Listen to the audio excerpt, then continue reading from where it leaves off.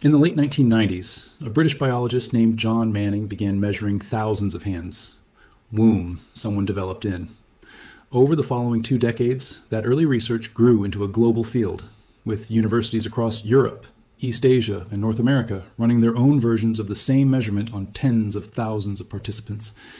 What they built, piece by piece, was a map of a trait that turns out to be older than your grandparents, older than your country, and, in some cases, older than agriculture itself. People noticed this proportion long before anyone had a way to explain it. Renaissance anatomists sketched it into their studies of the human hand, carefully recording the small differences from one subject to the next without ever guessing at a cause. Surgeons in the 19th century mentioned it in passing notes, describing hands that looked balanced next to hands where the fourth finger clearly outran the second. Even earlier, in scattered classical writing, you can find brief remarks about the shape of the hand and how it seemed to vary from person to person in ways nobody could account for. Nobody had a framework for what they were looking at. It was just one of those small variations in the human body that got written down and then forgotten, sitting quietly in old texts for centuries, waiting for the science to catch up. For most of history, that's where it stayed, an anatomical curiosity, filed away with no explanation attached.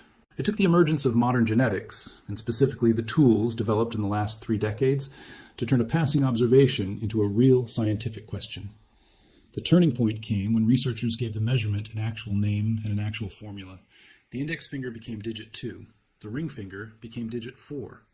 Divide the length of the index by the length of the ring, and you get a single number, the 2D or 4D ratio. A ratio of exactly 1 means the fingers are the same length. A ratio above 1 means the index finger is longer. A ratio below 1, the case this video is about, means the ring finger wins. That's the entire measurement. Simple. But once researchers started collecting it,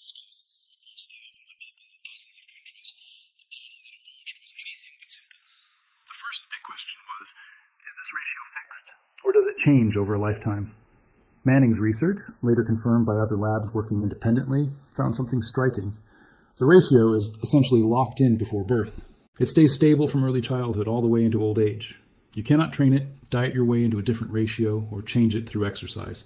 Whatever set those proportions did its work quietly in the womb, and the record it left has stayed on your hand ever since.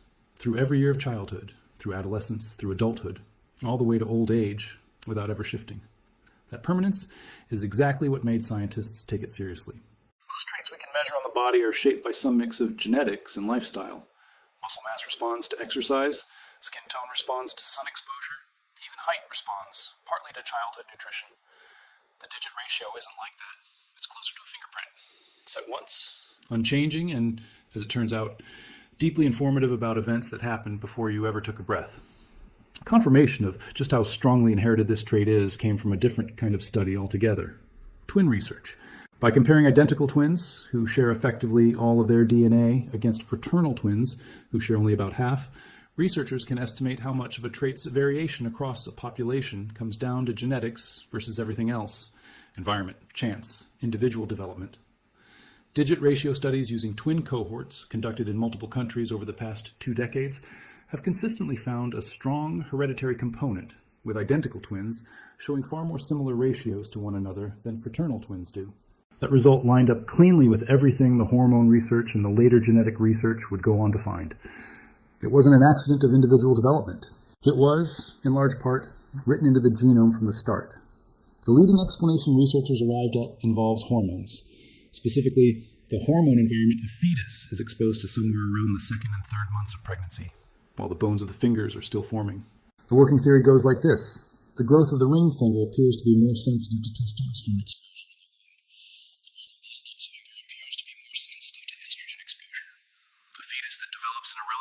Higher testosterone environment tends to end up with a ring finger that outgrows the index finger, producing that lower ratio. A fetus that develops in a relatively higher estrogen environment tends to end up with fingers closer in length, or an index finger that's even longer than the ring finger. This is part of why, on average, across most populations studied, men tend to show slightly lower ratios than women. It's not a rule for every individual. Plenty of exceptions exist in both directions, and no single hand can be used to guess at anything about the person it belongs to. But as an average across large groups, the hormone theory held up study after study, lab after lab, across different countries and different research teams. Different populations, measured independently by different research teams in different decades, can produce different baseline averages. The differences were small, often just a few hundredths of a point, but they were consistent and they kept reappearing, study after study, in places that had no contact with one another's research. One of the most repeated findings in the literature involved populations with East and Southeast Asian ancestry. Across dozens of independent studies, conducted in different cities by different research groups, using different sample sizes and different measurement techniques, a pattern kept surfacing. On average, these populations tended to show a slightly lower digit ratio than several other regional groups measured elsewhere in the world. That finding sat in the research literature for almost 20 years as an unexplained footnote. Anthropologists noted it. Population scientists filed it away, but nobody could say for certain whether it reflected something genetic, something environmental, or simply differences in how various labs were taking their measurements. The question stayed open, unresolved, for 2 full decades. The real answer only started to take shape once genome-wide association studies, GWAS for short, became affordable enough to run at scale. These studies work by scanning the DNA of tens of thousands of people at once, looking for genetic variants that show up more often in people who share a particular measurable trait. When researchers ran these scans specifically looking for the digit ratio, what came back was a trait shaped by many small genetic contributions, rather than one single gene flipping a switch. But a handful of genes kept appearing near the top of the list, among them the HOX gene cluster, and in particular 2 genes known as HOXA13 and HOXD13. These genes are ancient. Versions of them exist across vertebrates going back hundreds of millions of years, present in the ancestors of fish, long before there were hands to measure at all.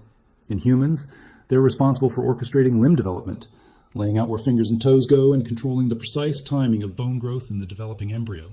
A small shift in how strongly these genes switch on in the region that becomes the ring finger, compared to the region that becomes the index finger, is enough to shift the ratio noticeably in one direction or the other.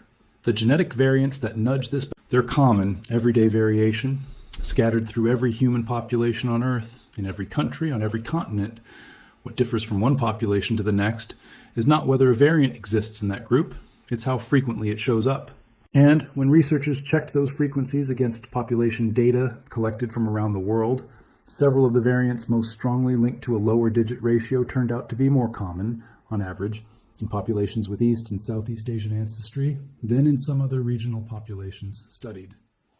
Not exclusive to those populations, the same variants exist everywhere, in every group at some frequency, just more frequent on average in some places than others.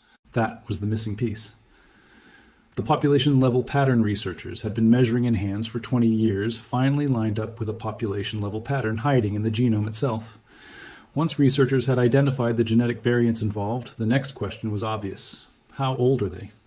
Did they appear recently, sometime after populations split apart from one another over the last few thousand years? Or were they inherited from a much older, shared ancestor and simply preserved at different frequencies as different groups of people moved across the planet over tens of thousands of years? To answer that, scientists turned to ancient DNA, genetic material recovered from human remains, sometimes tens of thousands of years old, preserved in bone and teeth long after everything else about a person has vanished. Comparing those ancient genomes to modern populations lets researchers ask, essentially, was this variant already here this long ago in the people who lived in this region before anyone alive today was born? The evidence points toward deep roots. Several of the key variants linked to a lower digit ratio appear to have been present in the populations that moved out of Africa more than 50,000 years ago, carried forward generation after generation as those populations spread across the world. They were present in the early modern humans who pushed across Central Asia and reached the eastern edge of the continent tens of thousands of years afterward. Ancient remains recovered from East Asia, among the oldest known modern human fossils in the region, some dating back roughly 40,000 years, carry versions of these same variants. They weren't invented after populations settled in East Asia. They arrived with the earliest waves of people who ever reached that part of the world, folded into the genome from the very beginning, and they stayed, passed down generation after generation, all the way to today. And this is where the story does something unexpected. For 20 years, the working assumption in the research literature was that the population differences in digit ratio were probably a side effect of something happening recently. Diet, climate, some environmental quirk of the modern world layered on top of an otherwise universal hormone effect. The ancient DNA evidence quietly demolished that assumption. The differences weren't a modern accident, and they weren't the product of anything happening in the last few centuries. They were the echo of a migration that happened tens of thousands of years before any nation, any language family, or any culture alive today existed. The proportions on your hand, in other words, aren't reacting to anything about your life, your diet, or your environment. They're reporting something about a journey your ancestors made across an entire continent, on foot, before recorded history began, before agriculture, before the wheel, before writing of any kind. From there, history fans out region by region, and it's worth walking through carefully because the details differ from one population to the next. For people of Han Chinese descent, this is one of the most heavily studied populations in the entire digit ratio literature, largely because of its size and the long history of genetic research conducted across mainland China. The consistent finding of a lower average ratio in Han Chinese cohorts, replicated across many independent studies, has been one of the strongest signals behind the prenatal pattern researchers describe. Northern and southern Chinese populations show somewhat distinct genetic histories, reflecting different ancient migrations and different degrees of contact with neighboring regions over thousands of years, but both share many of the same digit ratio variants, and both contribute to the wider pattern seen across the region. For people of Korean or Japanese descent, the genetic picture carries its own layers. Korean populations show strong continuity with the ancient populations that lived on the peninsula going back thousands of years, with additional genetic contributions arriving from neighboring regions over time. Japanese populations reflect a blend of two distinct ancestral streams. The older Jomon population, which lived across the Japanese archipelago for tens of thousands of years in relative isolation, and the later Yayoi migration, which arrived from the Asian mainland a few thousand years ago and brought new genetic input along with new agricultural practices. Both ancestral lines carried digit ratio variants, and the modern Japanese average reflects a blend of the two. For people of Filipino, Vietnamese, Thai, Malay, or Indonesian descent, Southeast Asia adds another layer entirely, a region that has genuinely been a crossroads for multiple ancient populations moving through at different times. An earlier wave of modern humans settled the region tens of thousands of years before a later wave, often linked to the spread of rice agriculture in Austronesian-speaking populations, moved south from the Asian mainland through Taiwan and out across the islands of Southeast Asia and eventually the Pacific. Both waves contributed to the gene pools of the people living there today, and the digit ratio variants traveled along with that ancestry, layered on top of one another over thousands of years.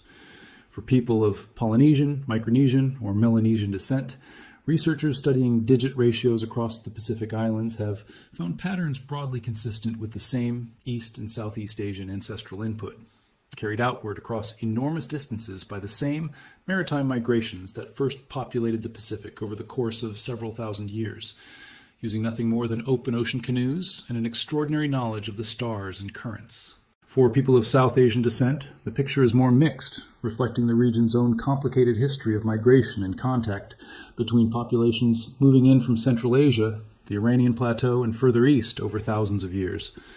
Digit ratio surveys conducted across parts of South Asia show a wider range of results than the tighter East Asian pattern, consistent with a region shaped by multiple overlapping ancestral streams rather than a single dominant one.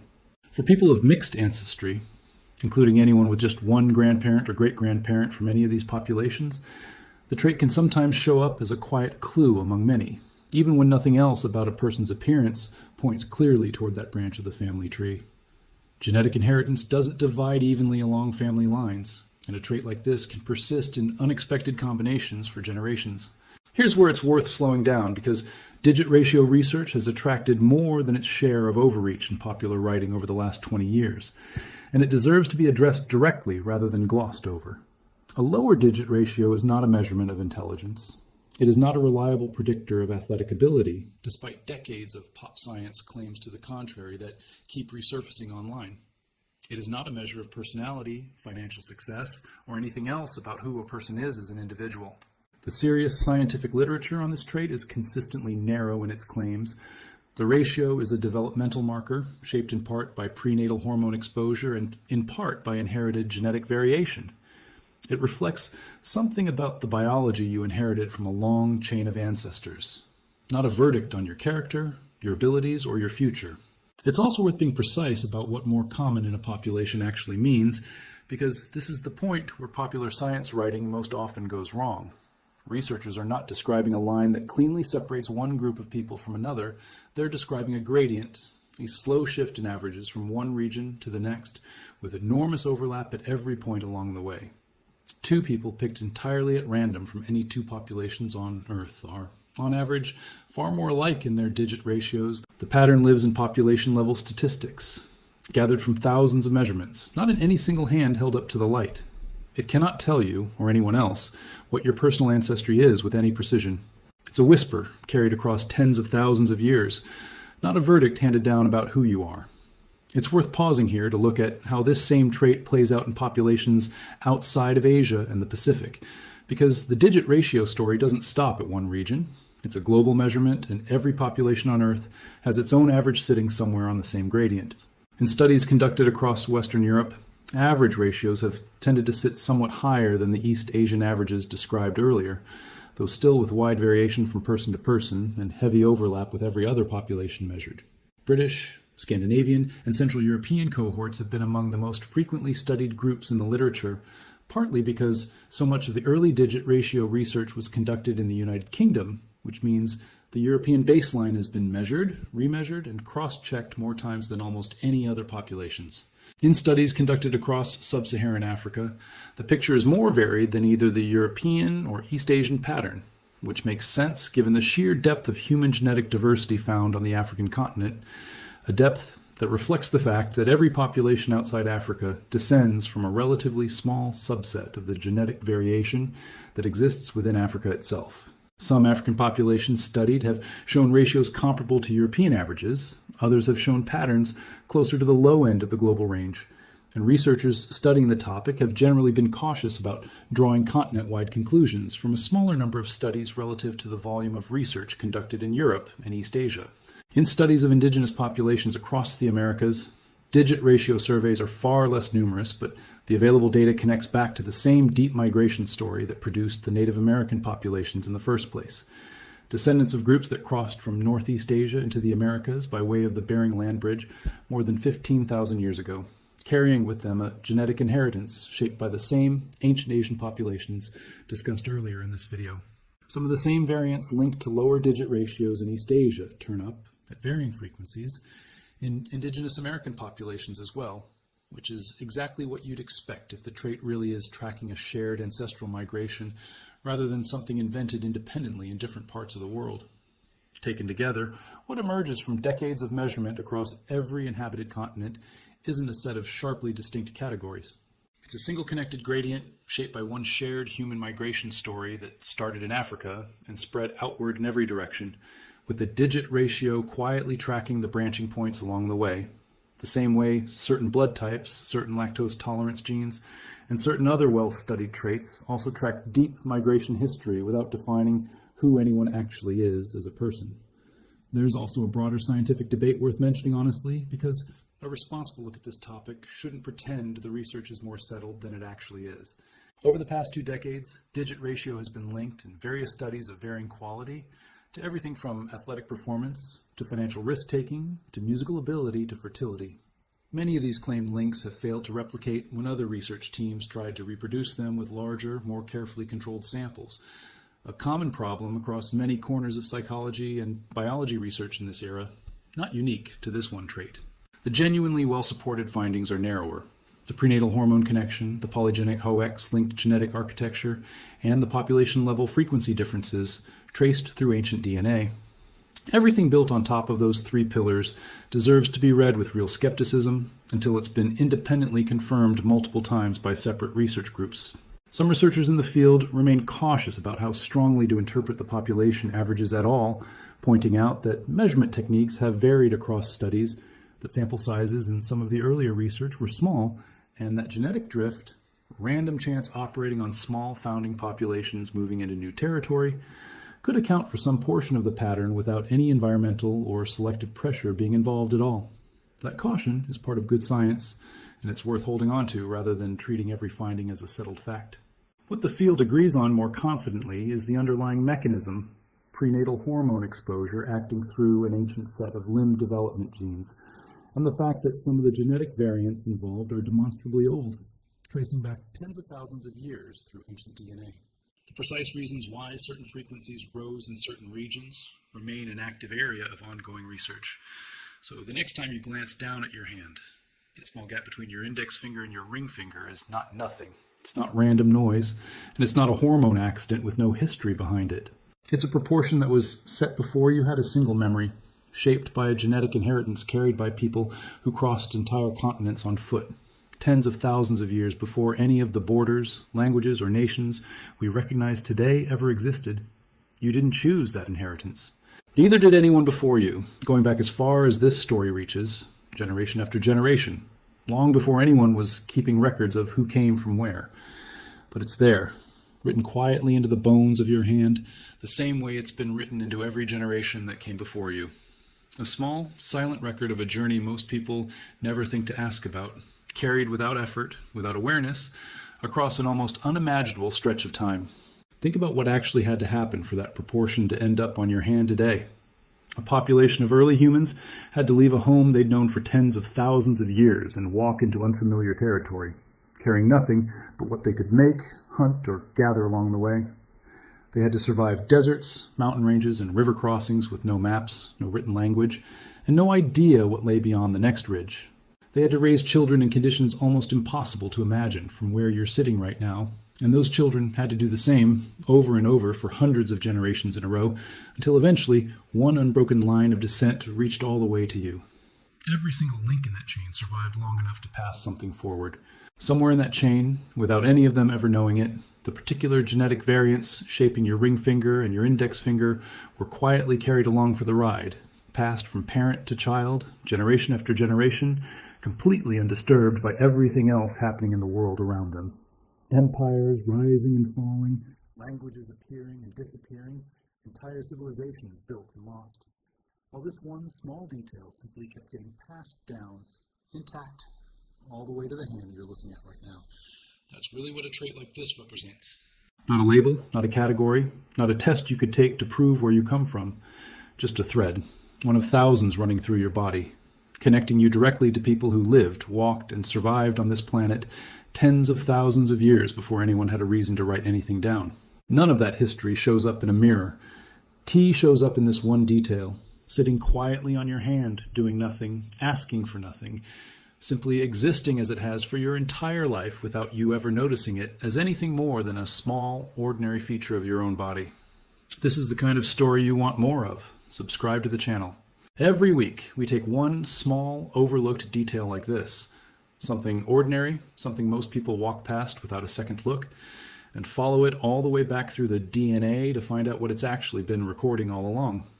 Next week, a feature carried on nearly every human face and the surprisingly deep history hiding behind it, going back further than almost anyone would expect. That video is already on the channel if you don't want to wait.